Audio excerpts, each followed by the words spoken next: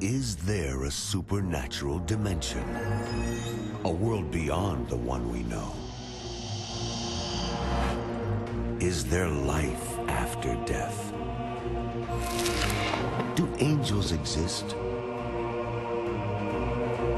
Can our dreams contain messages from heaven? Can we tap into ancient secrets of the supernatural? Are healing miracles real? Sid Roth has spent over 35 years researching the strange world of the supernatural. Join Sid for this edition of It's Supernatural.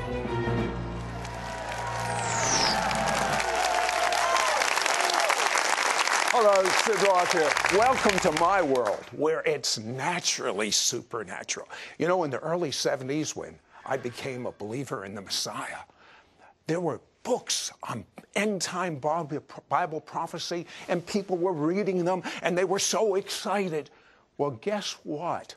That generation now, there's a new generation, and they need to get just as excited. But this new generation has something more going for it than when I first became a believer in the Messiah.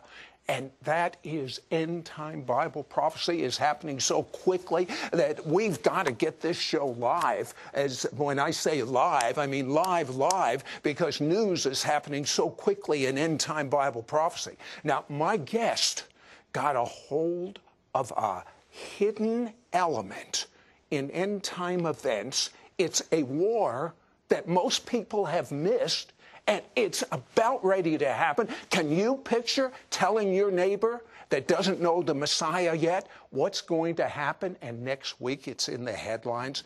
You're going to hear it right now.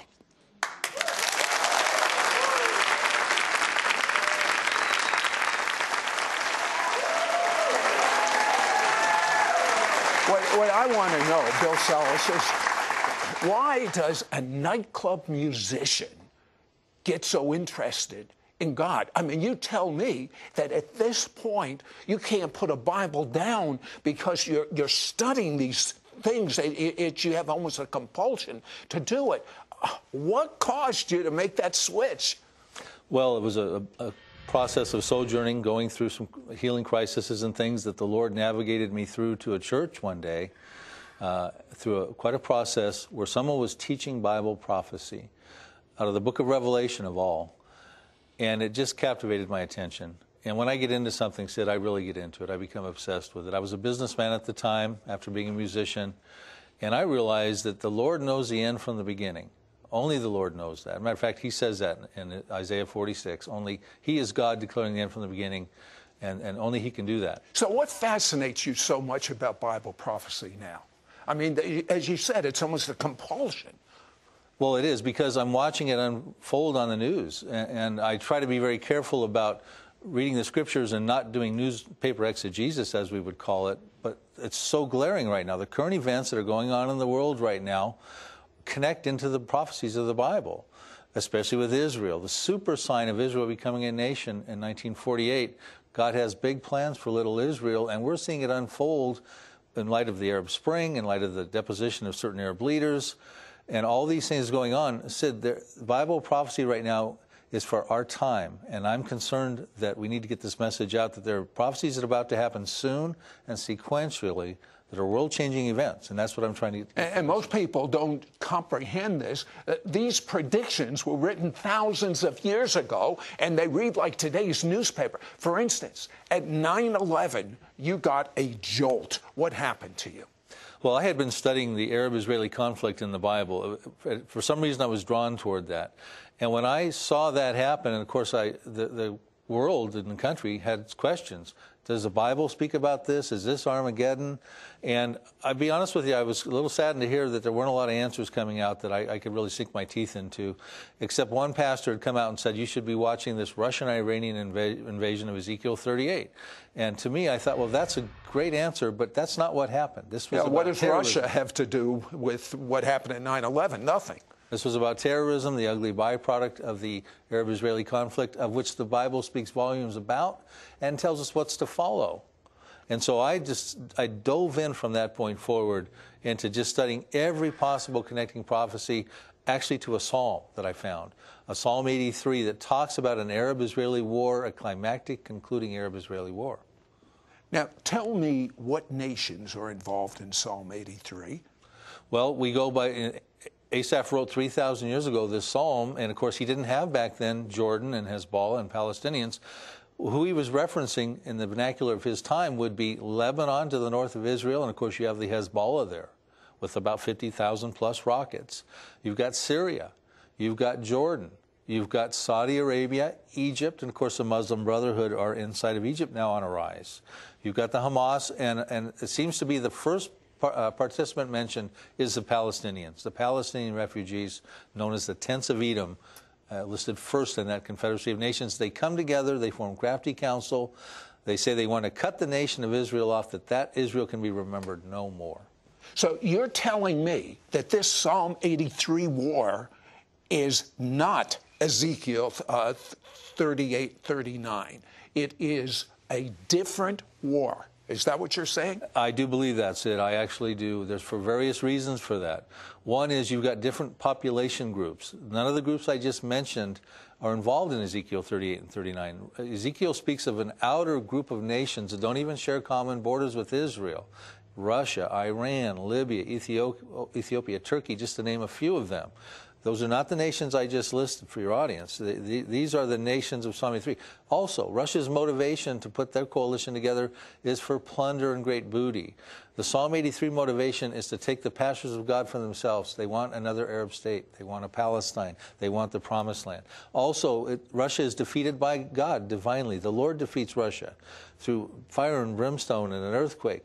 But it's the Israeli Defense Forces, I point out in my teaching, that is instrumental as the tool to stop the Arab advance against them. Well, you know what's so amazing to me? While Bill is getting this revelation on the Psalm 83 war, in Ireland, a supernatural event occurs. Tell me about it briefly. Well, that was amazing, Sid, absolutely. It happened right in the middle of that war that Hezbollah and Israel was conducting in the summer of 2006. It started early July, went on into August, and on July 26th of 2006, in the midst of that war, an Irish construction worker was digging a project in Irish bog soil. Now, that's muddy bog soil. And he was digging in there on a project, and he found some antiquities and parchments that had been buried for almost 1,000 years, maybe even 1,200 years, and it was a bunch of the books of Psalms. And they were really fragmented and dilapidated, and they're in a museum right now. But one psalm was unblemished. It was open in place.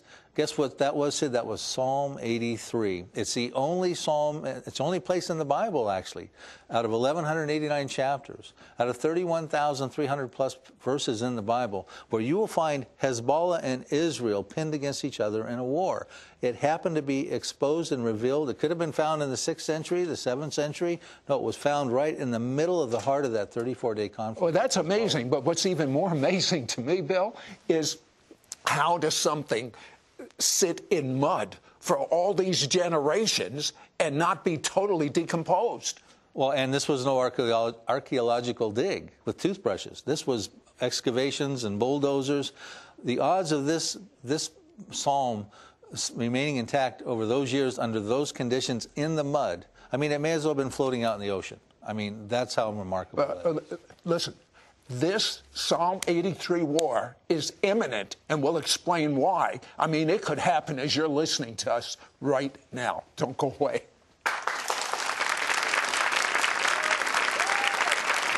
We'll be right back to It's Supernatural.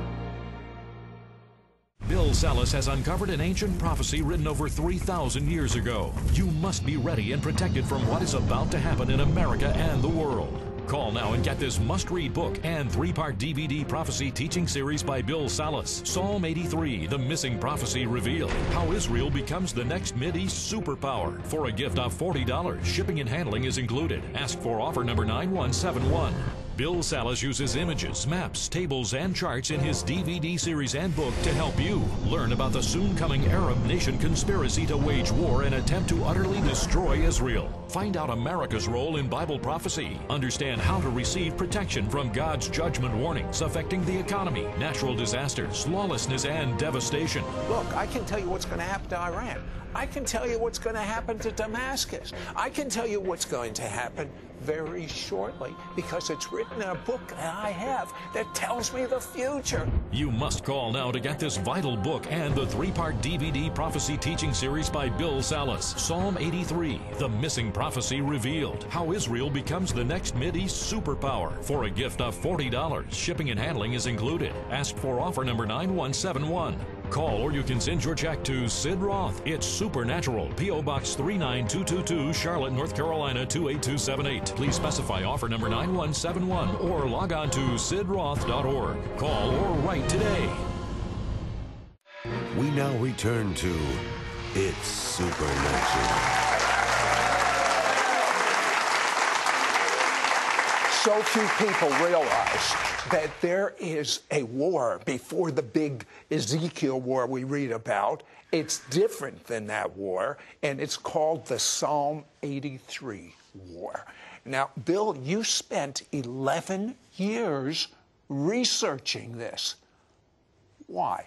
Well, to be honest with you, it was very hard to find any prophetic commentaries of Psalm 83. Most of the commentaries were traditional, talking about it being an imprecatory prayer of lament.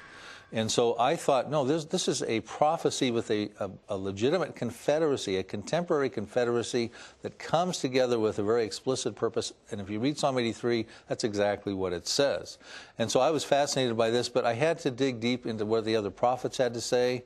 In my teaching, I write about Psalm 83 and the prophets because there's a lot said about it. There's over 100 verses that I've found that speaks about Psalm 83. Ezekiel 38 and 39, one of the most descriptive prophecies in the Bible, is only 52 passages. But Psalm 83 has a lot more passages involved with the very populations I mentioned earlier, Sid. And I do believe that this war, we could wake up one morning real soon in light of what's going on in the Middle East. Okay, tell me why you say that this war is imminent any second now. Well, because I've been watching, we should have been watching this ever since Israel became a nation in 1948. The attitude that is embraced in Psalm 83 with the Arab populations. But wait a second. This is an ancient hatred. This is not some Johnny-come-lately hatred between Jews and Arabs. And that's why the international community cannot resolve this conflict. They don't understand the roots of it.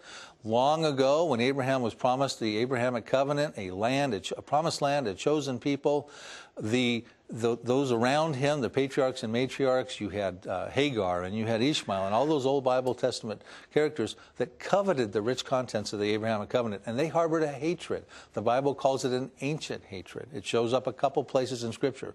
And when you put the words together, the Hebrew words together, olam haba, it's a hatred that stems way back long ago, perpetuated throughout time with no end in sight. It's cancerous, Sid. It requires a surgical removal. That's why you can't put peace together, Arab-Israeli peace. What are you seeing that causes you to believe this war is imminent? The enemies listed that I just told you about in Psalm 83 that have been really warring against Israel in 1948, 67, and 73, they are armed and dangerous. They have never been more united as a force, especially in light of the Arab Spring, Sid. All the leaders are in place right now. This could not have happened without the Arab Spring. I concur. You had, even though Mubarak of Egypt was a dictator and Muammar Gaddafi had all kinds of problems in Libya, and you can list all the other leaders that were deposed or assassinated, but they were keeping the peace with Israel. But look who's left behind. Ahmadinejad in Iran, Hassan Nasrallah of Hezbollah in Lebanon, Bashar Assad of Syria, now the Muslim Brotherhood with Mohammed Morsi, that Muslim Brotherhood in Egypt is a big deal, said they were repressed for 40 years, and they now want to unite the Arabs, and they want to march toward Jerusalem. Remember, the Hamas terrorist organization, United States terrorist organization, they say that about the Hamas. They were founded by the Muslim Brotherhood in 1987, and they have a charter that was founded in 1988. But why is the Muslim Brotherhood so dangerous? Because they're very calculated. They're not like Al-Qaeda that wants everything right now. They're going to approach this not only from a terror perspective or a war perspective, but politically as well. If you look at what Mohammed Morsi is doing in Egypt now, he's a consummate politician.